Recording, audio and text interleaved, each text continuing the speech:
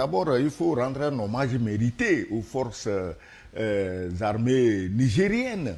Il y a les forces armées nigériennes et il y a les forces de l'AES. Et le président Tiani lui-même n'a pas manqué de rendre hommage au soutien des Russes, des spécialistes russes. Moi, je ne sais pas comment on peut avoir des Russes quelque part et quelques malheureux parce qu'eux aussi se disent à nous, si on est blanc, on va aller faire la guerre. Quand les Russes sont là, il ne faut pas aller t'amuser.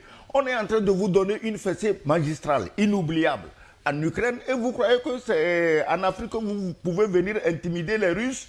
Mais c'est de l'aventurisme. C'est-à-dire que c'est des gens qui se suicident. Alors, maintenant qu'on les a pris vivants, tu crois que qu'est-ce qui a permis au président Tiani de parler aussi clairement et d'accuser des gens s'il n'avait pas d'informations de première main? Oui, mais encore que... Est-ce que le fait qu'on ait pris un assaillant de nationalité française, que ça suffit pour extrapoler? Non, il n'a même pas besoin d'être français. Aujourd'hui, la France, pour nuire à l'Afrique, n'a pas besoin d'envoyer des Français. Parce que les Français savent qu'en matière de nuisance, le nègre est tellement mauvais contre son frère que tu envoies le nègre, il fait mieux que si tu avais envoyé un Français. Alors, donc on n'avait pas besoin de prendre un Français pour avoir les informations. Dès qu'on a pris des gens vivants, mais ils vont dire quand même d'où ils viennent, qui les a envoyés.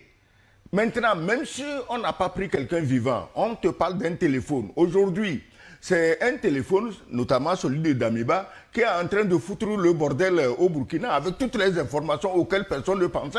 Alors ici aussi, il y a un téléphone d'un Français qui parle. Et on va recouper ce que le téléphone dit avec ce que les gens qu'on a pris vivants disent. Ah, quand même, c'est des spécialistes de l'information. Je crois que le président Tiani du Niger nous a prouvé à maintes reprises qu'en matière d'information, il n'a pas de leçon à recevoir de qui que ce soit. Il sait de quoi il parle. Donc, c'est un homme extrêmement bien informé. On a pris des gens vivants, on a pris des téléphones et on recoupe les informations. Alors, le président Tiani, s'il a parlé, c'est sûr qu'il est au courant de quelque chose.